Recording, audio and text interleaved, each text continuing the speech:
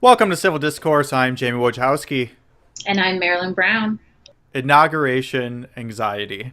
Um, you can lead us off. You were telling me you've been dealing with a lot of clients who have had a lot of anxiety around the inauguration. So what are people feeling?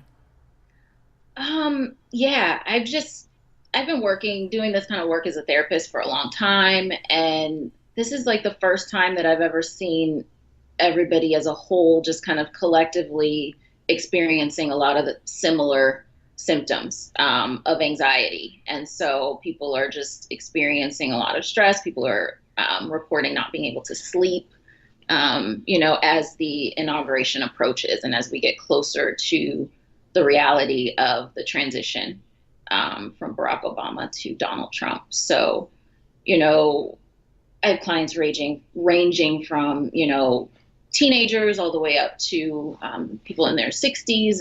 And so it's different kind of the impact of the anxiety and how people are personally experiencing it, but it's all coming from the same source.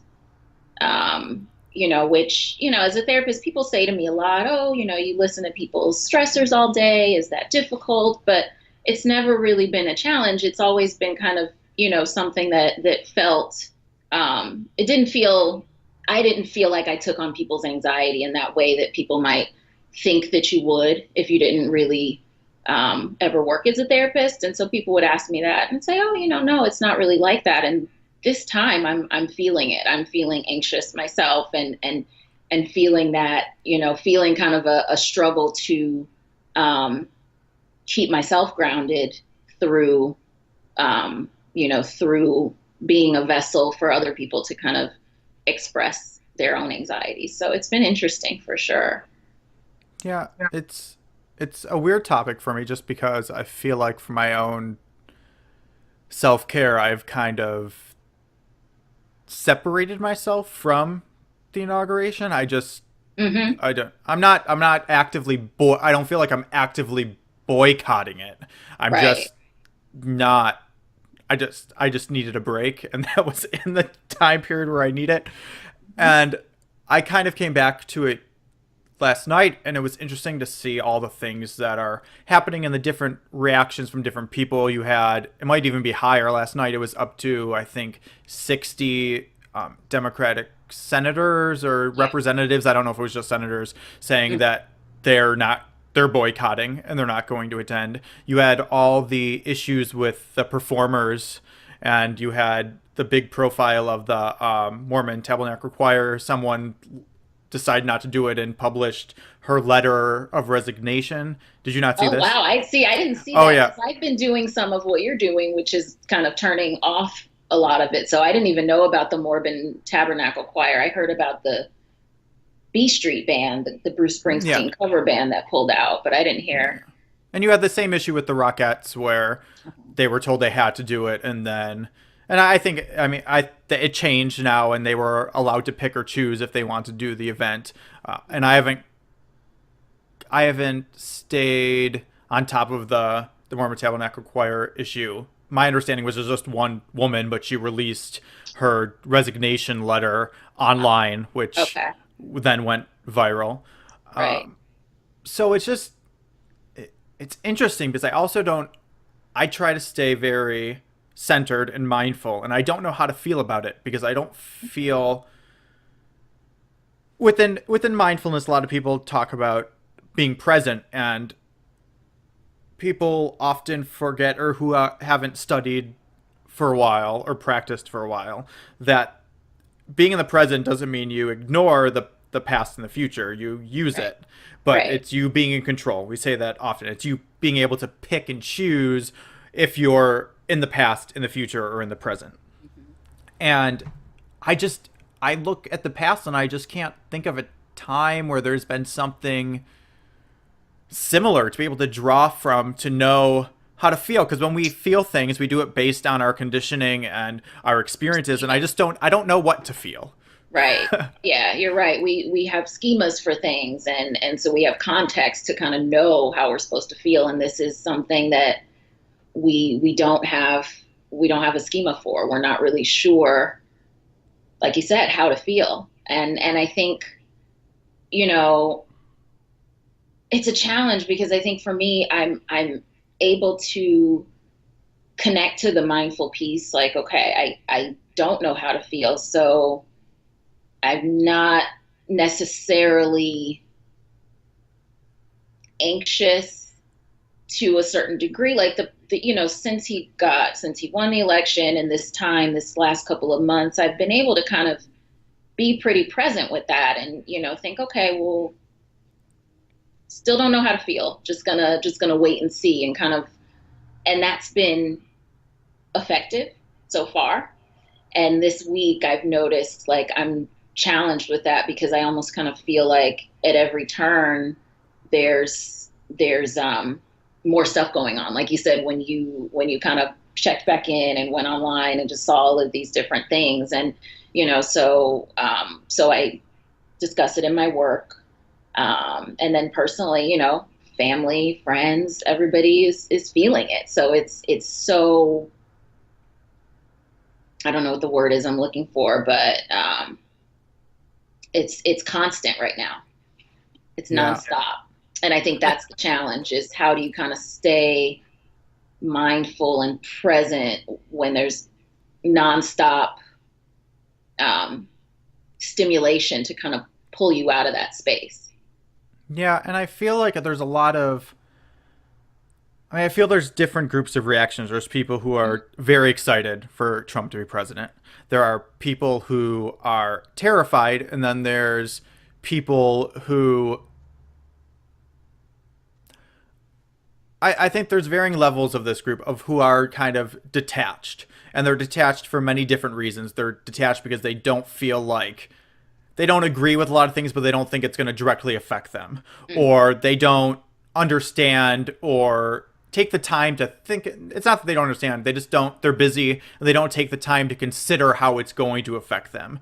right. Or they just want to wait and see what happens. All these different things, but this group in the middle. And it's interesting to see those different groups react with one another because Yeah. there's normally we're used to in our partisan two party system, specifically in politics, we're used to there being two sides, and anyone who's not in those two sides is uninformed. Is kind of Right. the general idea. But Hmm. you're seeing these three distinct sides, and you're seeing how ingrained the partisanship is because all those three sides have gone to their corners and don't understand the other. Some a little more than others, and I'm making generalizations. Hmm. But you see the people who are kind of stoic or kind of being patient about it being attacked by both sides. You see the people Yes. who are very emotional and upset about it being attacked by the both other sides. You see Trump supporters Right. being attacked by both other sides. So it's interesting to see, and it leads into, I don't want to necessarily go into it yet, but our the next topic, Yeah. which is criticism, because I think we as humans, and I don't know if it's learned or if it's just in our biology, we tend to lead with criticism. Yes. Mhm. Yeah, definitely.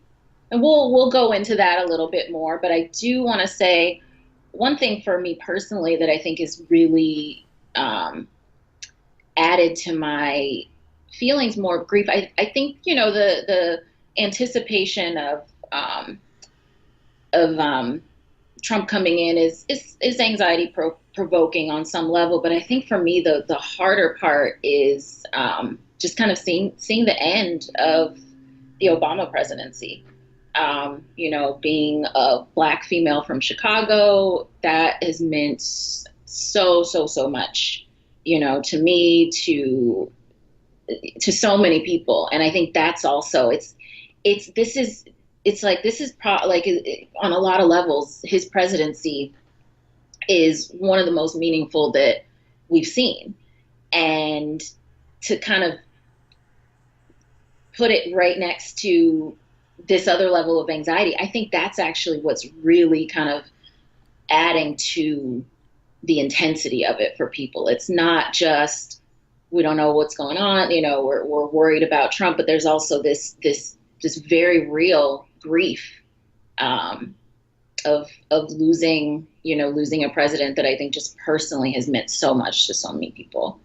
I that's when I start thinking about that. That's the part that like starts to like make me feel emotional. And I've had moments of like tearing up this week, and it's been when I've seen videos of like Michelle Obama and watching her birthday and things like that just have been a challenge. So I think that that's part of what's, yeah, adding to the intensity of this Yeah, moment for a lot of us. I think it's hard for me to just in staying mindful, not in being upset or frustrated with people, but in trying to encourage them and understand. For me is, it seems like, and everything you're saying, it's, I feel like a lot of people in the emotional state they're in, it's moving to a place of defeat. I think a Mm, lot of people feel very defeated, hmm. and it's for all the reasons you just explained, and it's difficult then to really in this climate lift people up and do the things we need to really, as progressives, Hmm. challenge. Yeah. I don't even like the word challenge, but make sure that our voices are heard, because Right. if it's just Hold our government to account. Hold, yeah. And I think you're right. I think that that is creating a space of hopelessness on a certain level. And I also think that's not that people move through that as well. And I think that that's kind of part of the grief process. right. And is that depression stage and feeling, oh my God, is this really happening? Like this is awful. And we go there. And I think, we want to pull people out of that and hope, let's mobilize, let's get to work. And I definitely can connect to that and understand, that aspect of it as well. But I think like we have to, be able to allow and validate people's experience. And that's how they're able to turn that grief into positive action and into some sort of, mobilization. Yeah, It's like the if hard. we avoid it and we say, well, give them a chance and nothing's happened yet and it's no big deal and don't be sad about Obama. You knew they were leaving anyway. You know what I mean? Right. Like we don't, but that kind of happens. And I think we kind of tend to have this idea in American culture of just like suck it up, move on, keep it moving. But like we need to feel stuff too, and that's Yeah. important. And when we feel it, that's when a lot of the work happens. And I think like, you see things, and we've talked about this before, but you see people's art getting more vocal about certain Mm-hmm. things, and you see people's writing getting more starting to challenge things more, and you see that kind of coming out of this stress and anxiety and grief. And so I think, if we can continue to kind of allow ourselves spaces to talk about and share and find some sort, and for everyone to find some sort of an outlet through their art, through their creativity, through, connecting with their community, I think we can really use this time to like really, really move ourselves forward in a way that we haven't since like the civil rights movement. Right. And I think the thing that's difficult about it, at least for me, and staying mindful with it, is when it seems like uh, a political movement, which is just progressivism in general, is kind of having a shared emotional experience, when the whole group is kind of, I mean, and not everybody is, but when a large portion of it is all having the same, or is in the same stage of grief, it's easy for the the powers that be, the government, to manipulate, Mm-hmm. Yes. because they know, oh, they're in this moment of grief where they're all defeated. Let's do all this stuff because no one's mobilized Right. before. So Right. that's the part that That's gets true. a little challenging for me, as we want people to have that space to be able to heal and move forward. But Mm-hmm. at the same time, we have a system that takes advantage of that. Very So, true. That's very true. It's like we have to be able to like grieve and like stay woke at the same time. You know? right. Yeah. And I feel like that comes into it's in the I think that is mindfulness in itself, is the way you get Yes. out of that in the productive way is through mindfulness. Because if you were leading with, this is, I'm feeling defeated, let me understand why, you would end up coming up with solutions as opposed to not knowing where to go next. You would be Right. saying, oh, if I did this, this, and this, I could help this cause, which Mhm. people are fighting against, and that's why I'm upset, or Yeah. whatever it is. You're very right. It's when we get mindfulness teaches you to be curious about your emotions. Like that really pisses me off. Why? What is it about that that upsets me so much? And that's where that's where you find the things that you personally connect to that Right. mean something that, you can actually do some work and affect some change. But I think you're right on that mindfulness really is about not not avoiding your emotions, like experiencing them and getting really curious and like looking at them and looking at them from a non-judgmental place, but just being able to kind of use them for information. Yeah. And I think it's important to remember too, just going on people who are feeling kind of helpless and defeated, who want to be productive and to be doing things to create change that they believe in. And an important thing to remember is to really sit with yourself and think about what you care about most, because I think a lot of people get overwhelmed, especially in the politics, with just how vast it is. They get overwhelmed with the environment and the racial aspects and the economic aspects and the foreign policy, and it's so overwhelming. And if every person just picked one of those areas, that they were not even like one part of each one of those areas, Right. Yeah. and found a organization that was actually creating change for that, or fighting back against whatever you don't believe in, or whatever it is, we would actually be creating change like crazy, because we'd be Right. mobilized, and these grassroots organizations would have so much power. But the powers that be have, they know that if they overwhelm you, they're going to be able to manipulate more. Right. So That's true. there, through mindfulness, we can break out of that. Yes. Yeah.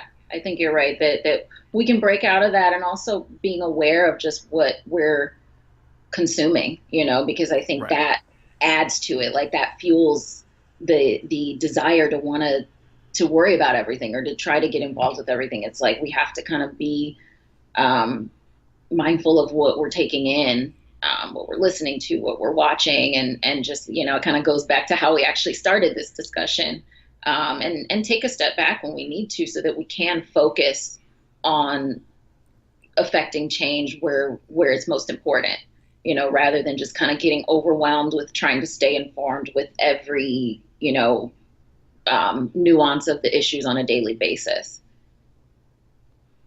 Yeah, and I think it's a good time to move on, because I think this is all Yeah. leading into the the next topic, which is criticism. And I've been having some wonderful debates with people on criticism lately. And I think where I'd like to start is, it seems like what I said before is that we have developed a habit, whether it be just conditioning through generations and generations, or something biological, that humans tend to lead with criticism and wanting to criticize before they want to lead with understanding or encouragement or positivity. Yes. Yeah.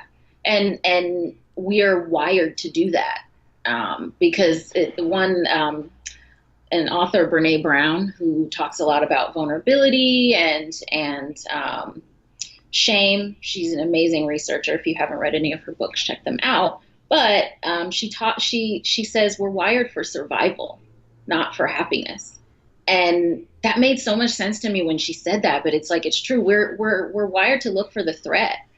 Our lizard brain, our fight or flight response is kind of the thing that's constantly scanning and looking for some sort of a threat. And so we, I think, because of our society and that we aren't actually under threat most of the time in our day, we've kind of used that part of our brain. It's gotten preoccupied with just looking for things that are wrong, things we don't like, things we don't agree with, and that's oftentimes just the automatic.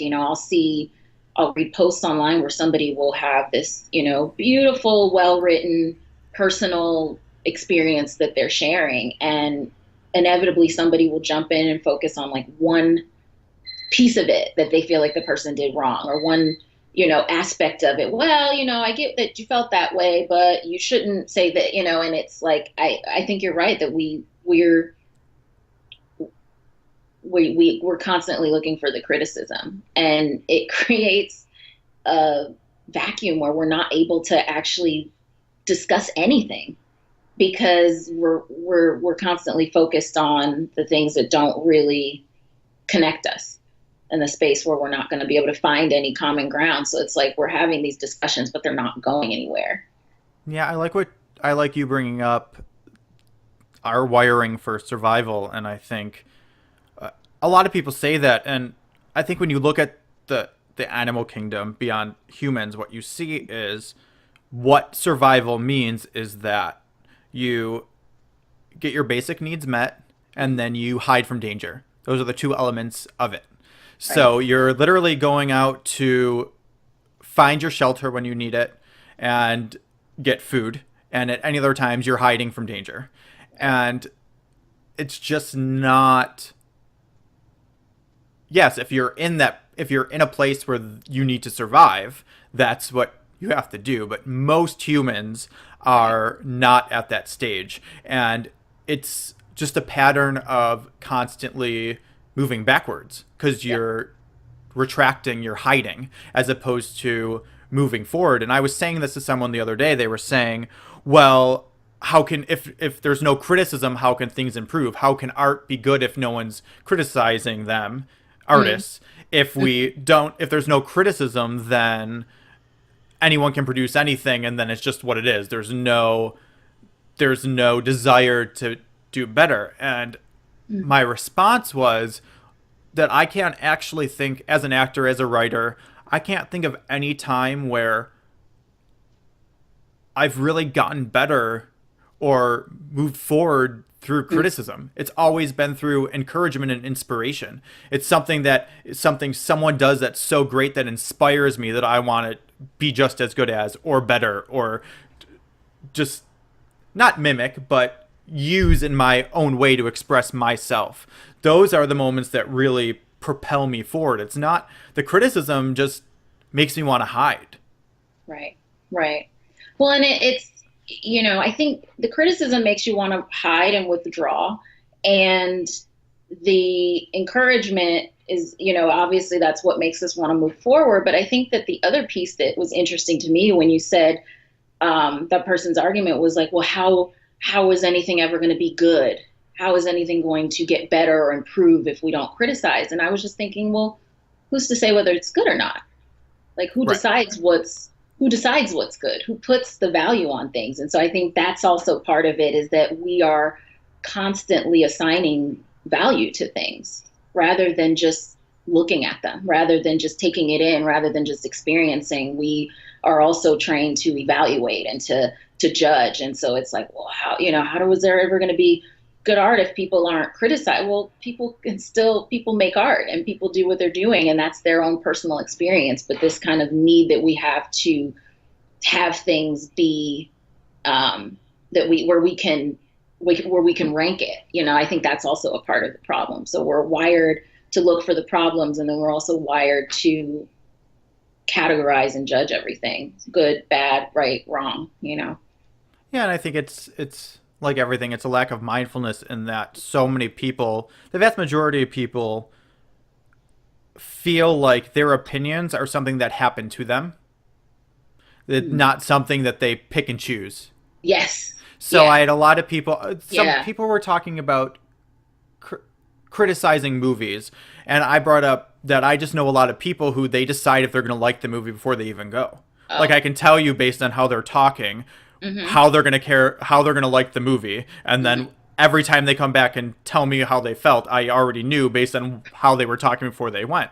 And Yeah. you made that choice. You made the choice to go in and look for all the things that were wrong, that Mm-hmm. you thought were wrong, as Mm-hmm. opposed to going in and looking for things to inspire you or looking for things to enjoy. And yes, there's going to be varying levels based on, cuz art is about emotion and what you Yeah. connect to. So it's not about you needing to connect to everything. Some things based on your experience you're going to connect with, and some things you're not. But for me, I never see a movie and come back and be like, that was a terrible movie. Because even if I wasn't as connected to it as some other film, I appreciate it that for two reasons: that someone actually put their emotion and made it into that art, and two, that other people who had different experiences from me can have a cathartic experience or an Mm-hmm. empathetic experience through that art.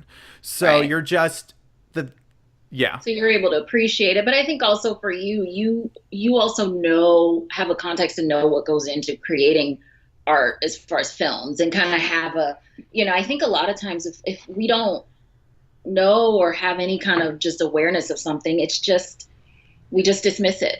It's Yeah. just easier to dismiss these things. And so it's like people don't go to the movies and see that if it's a movie they didn't love, that, well, somebody still, created this and put their heart into it and wrote this script and, all of it. It's like, it's just, I don't want it, so it's trash. I Right. think that's where we've kind of gotten. And I don't know. I mean, I feel like there's just the immediacy of our culture now with online and stuff. Like it's so easy to just, nope, don't like it, get rid of it, on to the next. I mean, you look at like the dating apps where you just swipe people away. Nope, don't Right. like you, don't like you. It's like we've gotten so conditioned to just only be exposed to like things that we enjoy, and that's a little, I don't know. I don't know. I feel like that's a little. Yeah. I feel like there's a problem with that. Yeah. Yeah, I think there's two sides of it. I think it's what you're saying, a lack of understanding, which to me is a lack of mindfulness, but Yes. also the other extreme is people who feel.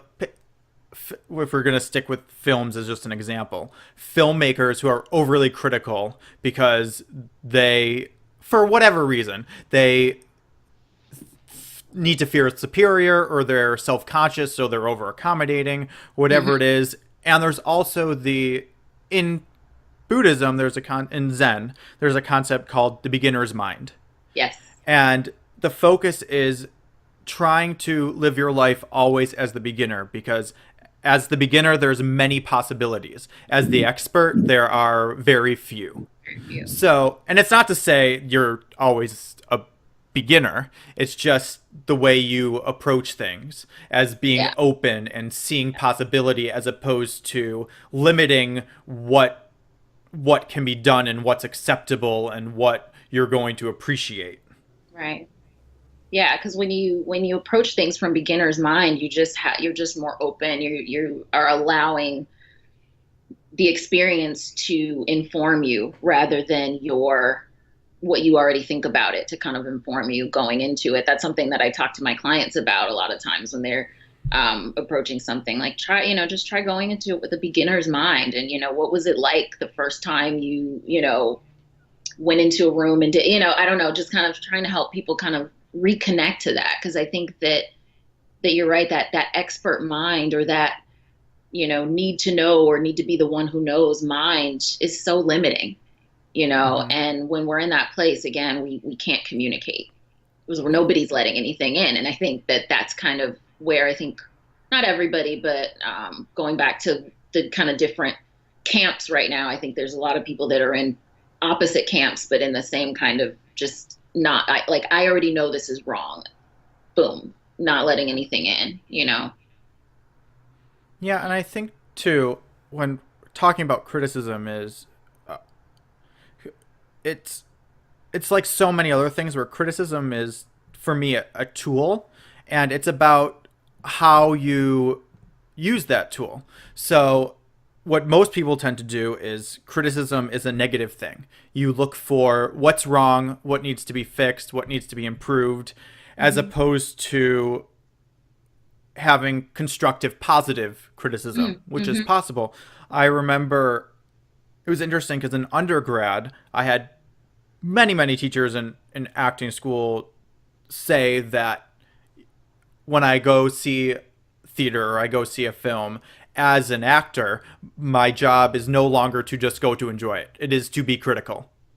Hmm. And what I found Interesting. as being young, when I would do that, I was just hating everything and not enjoying even acting myself. Like I was just becoming very bitter Hmm. towards the whole process. And then I moved to Los Angeles and started training with Warner Laughlin, and a big part of them is this positive criticism. So the first thing you do is say the things you liked, and then you would say the things you would pretty much just add to it. You Uh-huh. wouldn't you would say like, "Oh, I really love this moment. I would love if it maybe went in this direction as a Yeah. possibility, like just as Uh-huh. another option to play with it." And then as a creative, you go, "Oh yeah, because I could do it this way, that way, this," and your imagination's going off as an artist, as Right. opposed to if they just said, "Well, it was kind of slow and you should speed it up." Right. And I have two options there. I either go, "Okay," or I go, "Nope." As Hmm. opposed to through the positive, I had Right. all these positive emotions as a response and went into this creative place instantly. Yes. So, and it's not just art. I mean, that's in everything. It's in politics. Imagine if people, instead of just attacking politicians and saying everything they hated about what they're voting for and the bills they're presenting, went, okay, like these parts, Hmm. so let's add to this and make it better from Hmm. there, because you have the implied, the negative is almost implied in it, but you're Right. choosing to come at it from a positive place. And what I noticed is, yeah, I was doing it in acting class and it started to filter into my entire life, and I was Mm. just much more positive, much happier seeing things, because even with going back to seeing films, I now go, and things that don't resonate with me, I get the first thing I'll do when I talk to someone is list the things I liked about it. Hmm. I mean, if you watch, and I feel like if you're gonna watch a 90-minute, 2 hour film and there's nothing in it you can appreciate or find inspiring at all, it probably says more about who you are as opposed to the movie itself. Um, Right. Well, and if it's something that is that you really don't like that, I mean, you don't have to stay. And like, yeah, you can end the experience. I think right. sometimes we almost have this like it's fun to complain, and so it's almost like Mm-hmm. we look for the things that we don't like so that we can like complain about it. It's like you see people who will go intentionally buy a ticket to see a movie that they know they're not going to like, and just so that they can like rip it to shreds. And I think that's when we're in that negative space, and that like negative emotion feeds on itself, and so it can kind of just create this need to like to feed that, because I think probably there's some sort of insecurity in our own lives that we're not wanting to look at, and so it's so much easier to look at something else like that's wrong, that's not, it's I think that's where a lot of that comes from, is that kind of our own desire to check out from our own stuff leads us to be extremely critical in a negative way of others. And I Right. think you're right that there is a distinction between positive and negative criticism. You can be critical and be positive. And I don't think that, when you said that, I was like, oh yeah, there's a way to be critical and have it be positive, but it's almost like we don't even like we just don't even like we can't we don't even realize that there's another that criticism is not only negative. And Right. even like the term constructive criticism, it's like, well, constructive criticism is still oftentimes negative. It's just the person who's telling it has decided that you need this anyway. Right. So I'm going to Yeah. tell you because you need this. But it's still usually coming from like a that's wrong, that needs to, this needs to be worked on kind of place. Yeah. Um, and I know for me, even just thinking about like jobs that I've had in the past, when you have a supervisor who's super encouraging and tells you positive things and like, gives you a review that has, like personal things that they've noticed that you do and personal positive criticism, then it's so much easier to, take the, okay, and we'd also like you to work on this, or, you know, whatever the other side of it, it's so much easier to take in when we're not on the defensive, when we're feeling encouraged and we're able to receive if there is something where you just have to like tell somebody, because at a job you may not be able to like, you know, have it all be positive. You might have to say, and we really need you to also show up on time. You know what I Right. mean? And Yeah. so, Yeah. but even in that space, you can still be encouraging in the way that you deliver the criticism. Yeah. And I think that's the thing I'm thinking about is people say it, and we heard it all during the election was say it like it is. And people always are like, well, I'm just saying it like it is. And it's very interesting that people think that the way it is negative. Because Mm-hmm. that's what it's always after they said something negative or something harsh, they're just saying it the way it is. Just like it And is. it's like in your mind, the way it is harsh and negative. Right. And it's just an interesting thing I just realized as you were talking that Mm-hmm. you've made the choice that in your mind, being honest is being negative. Is being negative. Right. And being honest is being negative, but also that you've decided that that's the truth. So you're saying I'm telling it like it is. Well, it is to who? Based on your perspective, based on what you've seen, but so we all have our lens that we view the world from. So that whole kind of, well, I'm just telling it like it is like, I don't know, that's not, we our own we love to think that our own mind contains all the facts, and it's like we have to challenge even that. Well, it is that way to you. Yeah. So It's interesting too because when I discuss criticism and I use the film analogies, there's always at least one person who counters me by saying, "Well, it's a great it's just a great way to vent. If I hate it, I'll go see a movie I know I'm going to hate so that I can vent about it online because it makes me actually feel good. So it's not a negative, it makes me feel good." And the interesting thing about it is it's you were kind of hinting at it earlier is yeah, it may make you feel good in that moment. very moment, Right. but what is it doing to the rest of your life?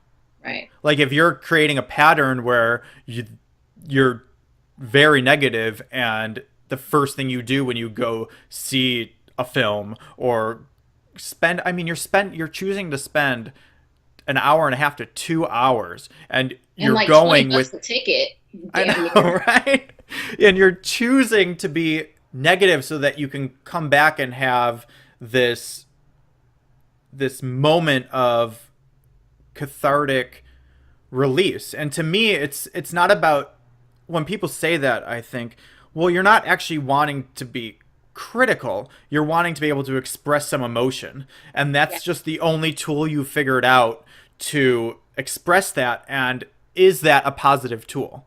Can you Mm, find a better tool that's going to create patterns that allow you to thrive and be positive through the rest of your life, the things you do? right. That's a really good point. I didn't really even think about that way that you, yeah, that's spot on. It's true. But I think people, it takes being mindful to like ask Right. that question. So everything we talk about goes right back to mindfulness, because it's like to be willing to kind of ask yourself that question. It's like, oh, well, is this working for me? Because people can be aware of like, we're really good at being aware of like our surface level dysfunction in America, Hmm. we love to like, oh, these are my vices and like these are my things and this, and kind of be aware of it on a certain level, but to really kind of dig in deeper and get curious, like, well, is this actually working long term? Is this helping you create a sustainable life that you want to have? Or is this just kind of continuing to feed that cycle? Right. And But it's what, it takes at least willingness to be mindful, um, to start to kind of work on that. yeah, and I think too, it's just it's funny because I'll always be doing a talk on mindfulness, and then the criticism will be something I tag towards the end, and then I'll get that response, and I normally just give a very quick kind of mindful response that I don't go much into. I might laugh it off because I just feel I've been talking to you about mindfulness, and then you get that very unmindful type response, and Hmm. then it's if you but I'm not going to be I'm not going to sit there and criticize you either, because you're just if you haven't heard the things I've been saying up until that point, to be able to, even if you disagree, to make the connection, then you're just not there yet. Right. You're not ready to make that connection, and that's fine. You're on your own journey, on your own process, Oh, in your processing place. But yeah, you just kind of sometimes you just have to let it go. And normally I yeah. do. I normally laugh it off and then move on to my next topic, because if Yeah. I engage, I'm really just using up my own energy because that person's not ready to understand.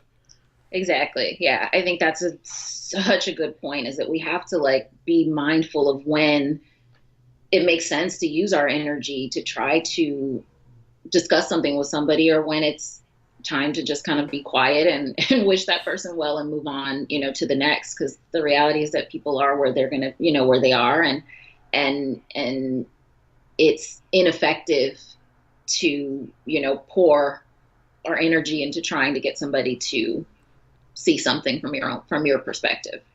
So yeah, I think that I'm finding myself like using silence mindfully a lot more nowadays, kind of using silence as a tool of like, okay, do I really need to get into this discussion right now? Is this going to be effective, or is it just going to like frustrate me, frustrate the other person? And then, I'm going to have to find some way to like deal with that later and get that emotion out somehow. So, And yeah. mindfulness, all mindfulness is really an awareness of where you're at in a lot of ways. And I think for people who are struggling with being overly critical or negative, it's just, I mean, meditation will help, but also just if you catch yourself in that place, just stepping aside and really thinking, why am I behaving this way? Am I being critical to benefit the thing I'm criticizing, or am I being critical to cover up something deeper within myself? And I think you'll once you can kind of take notice of what's happening as it's happening, you're on the way to be able to change that habit. Mm-hmm. Yeah. Because that's all mindfulness is. I All it mean, is, right? Just people tell you so much you don't to stop thinking, and that's not what it is. It's you learning to be comfortable with your thoughts and to really pay attention to them, so that yeah. when you're living your life, you're paying attention to them and can choose if you want to have that thought or not. And Mm-hmm. I mean, that's a vast oversimplification of it, and that's a very, very difficult thing to do. But that's But that's what what it it's is. training you to do. Yes. Yeah. Well, anything else? No, I think that's a great place A good to place to start. end. Yeah, or Did just you, end. did I you know. say I feel like yes, because I'm gonna go meditate now, and I'm in that place. So nice? I'm like, Yeah. Did you want to do a quote? yes. I'm gonna do the. We said it a few weeks ago when we did the Meryl Streep quote, which is actually a Carrie Fisher quote, which Mm, is, "If you have a broken heart, make it into art." And I think it's very relevant to what we've been talking about, and I love it. yeah, that one's awesome. I love it too. Awesome. Well, have a wonderful night. And don't You? forget to follow us online on Twitter. I'm at Jayme Woj. I'm at Mindful Marilyn. Thank you guys so much. Thank you. Good night. Good night.